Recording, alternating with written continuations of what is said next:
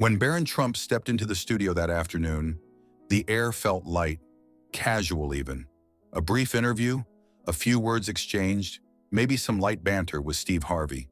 That was the plan, no deep dives, no emotional turns, and certainly nothing about himself. But sometimes the most unexpected moments are the ones that cut the deepest. The studio lights hummed above as Steve leaned back in his chair, his fingers tapping lightly on the edge of the polished wooden table. Across from him, Barron sat tall but tense, his frame still as if bracing against a wind only he could feel. There was a pause, the kind that hangs just long enough to suggest something real is about to happen. Then Steve broke the silence with a question that hadn't been on the cue cards. "So tell me something, Barron. Why are you really here today?" Steve asked, his voice calm but deliberate. Barron blinked once, then again, and for a moment it looked like he might pivot, give one of those clean, careful answers he'd learned to deliver over the years. But he didn't. He leaned forward slightly, his hands clasped, and replied in a low, measured tone, "Because I'm tired of people telling me who I'm supposed to be before I even open my mouth," he said. Steve gave a slow, almost imperceptible nod, not of agreement, but recognition. "You know," he said, "that's not something most people expect to hear from someone like you. They see the name, the suits, the limos. They think that must mean the world listens to you. But what you just said, that tells me the world only talks at you," he explained. Barron exhaled through his nose. "Exactly," he said quietly. "They think the name gives me power, but most days it just takes my voice away," he replied. Steve narrowed his eyes, not in suspicion, but in empathy. He could see it, the boy behind the name, the shadow of something still unformed but desperate to breathe. "You know what it feels like," Barron continued, his voice gaining weight, "to walk into a room and realize every person there already decided who you are, what you believe, and what you're going to become. And none of that has anything to do with you," he asked. Steve's expression didn't change much, but something in his shoulders shifted like a man remembering a weight he used to carry. "Before we continue, we'd love to hear from you. Where in the world are you joining us from today? Share it in the comments. We truly appreciate having you here. And if this story touched you, please consider liking, sharing, and subscribing. It helps us keep bringing meaningful stories to wonderful people like you." "Boy," Steve said, "I've spent most of my life in rooms like that. You wear a different kind of name, but the judgment—" "That part's the same," he admitted. Barron studied him for a moment, as if trying to determine whether that kind of understanding could really exist across such different lives. "Sometimes I wonder," Barron said, "if I stripped everything away, the name, the press, the protection, would anybody still care what I have to say? Or would I just disappear?" he asked. Steve tilted his head. "Is that what you want?" he asked gently. "To disappear?" Barron hesitated. "No, I don't think so. I think I just want to be heard without people deciding what I meant before I finish the sentence," he confessed. Steve gave a short, low laugh, not mocking but pained. "You're not asking for the world," he said. "You're asking for the chance to be a person, not a product. That's not weakness. That's being alive," he said. The lights in the studio seemed to dim just a little, as if they too understood the weight of what had just been spoken. Somewhere behind the glass, the crew exchanged quiet looks, but no one moved to interrupt. And in that quiet, something shifted, not in the room, but in Barron himself. The camera stopped. The lights dimmed. One by one, the crew filed out with quiet footsteps and clipped headsets, their voices fading behind the thick studio doors. But Barron remained seated, unmoving, staring down at the glass of water in front of him like it held answers he wasn't ready to say out loud. Steve didn't move either. He stayed just where he was, not as a host, not as a celebrity, but as a man who understood the look in Barron's eyes, the look of someone still carrying a storm. "You're still sitting here," Steve said softly, breaking the silence not with a question, but with an observation. Barron didn't answer at first. He ran a hand through his hair, then leaned back and looked up at the rafters above exposed beams, wires, shadows dancing across the ceiling. "You know what I didn't say on camera?" he asked. Steve leaned forward, elbows on his knees, giving him the space to speak. "I figured you were holding something back," he replied. Barron took a slow breath.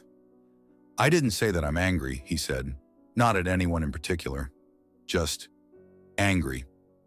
All the time. At the pressure, at the silence, at this machine I live in that never lets me just be me for even 5 minutes, he explained. Steve nodded slowly, saying nothing. Sometimes silence is the only kind of listening that matters, Barron continued, his voice firmer now, but no less vulnerable. I don't hate my father, he said, but I hate that I can't breathe near him, that I have to rehearse every word in my head before I speak. Because if I say the wrong thing, it's not just a mistake, it becomes a headline, a problem, a statement I never meant to make, he said. Steve studied the young man sitting across from him. That sounds lonely, he replied quietly. It is, Barron answered, and exhausting. Because even when I do everything right, even when I smile and wave and pretend like none of it touches me, it still does. Every single day, he admitted. Steve stood up and walked a few slow steps, his hands in his pockets, thinking carefully before he turned back around. Let me ask you something, he said.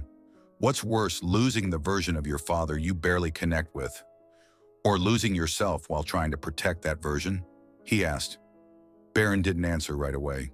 His jaw tensed slightly, his eyes locked on the floor, as if the words themselves had to climb out of somewhere buried. I've asked myself that question more times than I can count, he finally said. And every time I talk myself into thinking I can have both, that I can keep him happy and still be me. But I'm starting to realize maybe that's just a story I tell myself to stay safe, he confessed. Steve nodded, not with certainty, but with the sadness of knowing that kind of truth can't be fixed by anyone else. You've got a storm inside you, son, Steve said. But that ain't a curse. That's the beginning of a voice. You just have to figure out what it's meant to say, he said gently. Barron's expression softened, not into relief, but into recognition of something too long ignored now finally being named. I think, he said, I came here today because I needed someone to tell me it's okay not to have the answers yet. That I'm not weak or broken for asking who I even am beneath all this, he said. Steve stepped closer, pulling his chair in once more. You're not broken, he said. You're growing. And growing is messy. It's confusing. But the moment you stop asking questions, that's when you start dying inside, he explained. Barron looked up at him, and for the first time in what felt like years, someone didn't see a last name. Someone didn't see a symbol. Someone saw him. Steve sat quietly again, his gaze calm but locked in. Not the kind of attention you give someone to be polite, but the kind that says, I'm here and I'm not going anywhere. That kind of presence can be more powerful than any advice. You ever think about walking away, Steve asked, from all of it? The name, the cameras, the weight of people watching you before you even speak? He asked carefully. Barron didn't answer immediately. He looked down at his hands, resting on the table, hands that had shaken hundreds of hands, waved to thousands of strangers, signed his name a million times, and yet never quite felt like they belonged to him. Every day, he finally said, and not in some dramatic way, not like I'm trying to run from my life, but just wondering what it would be like to wake up and not already be a symbol, not already be hated or adored by people who have never even heard my voice, he explained slowly.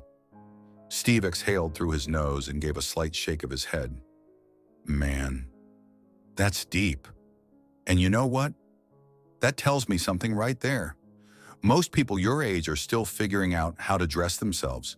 But you're trying to figure out how to strip everything off, every label, every legacy, just to see what's underneath, he said, leaning in. Barron let out a faint, almost bitter laugh. The irony is, I don't even know what I'll find if I do. What if there's nothing there? He asked quietly. Steve's expression shifted, a mixture of warmth and steel. Then you start building, from the ground up, from silence, from anger, from questions. That's how men like you are made, not by carrying the name, but by challenging what it means, he said firmly.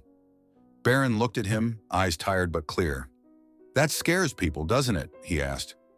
It does, Steve confirmed, because people want the sons of powerful men to either copy them or destroy them.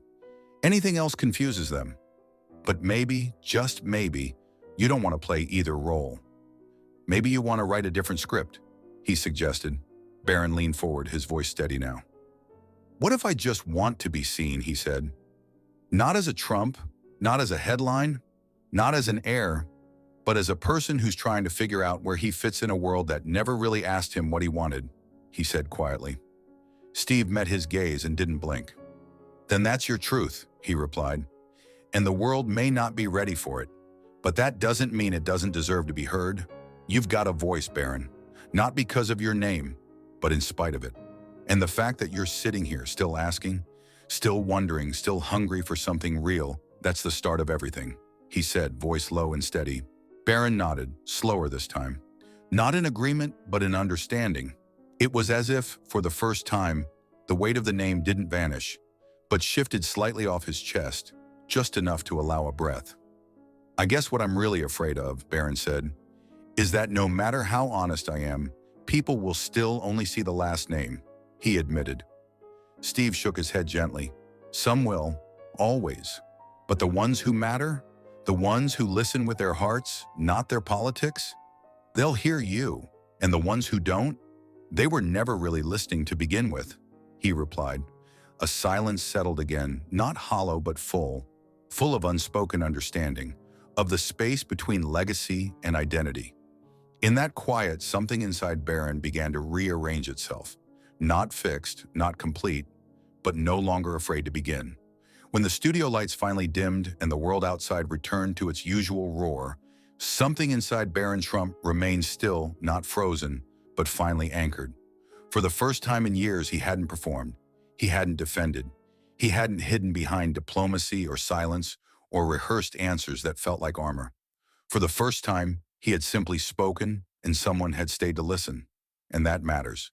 Because in a world obsessed with certainty, legacy, and image, there's something radical about a young man brave enough to admit he doesn't have it all figured out. About a son of power daring to ask not how to dominate the world, but how to exist in it without losing his soul.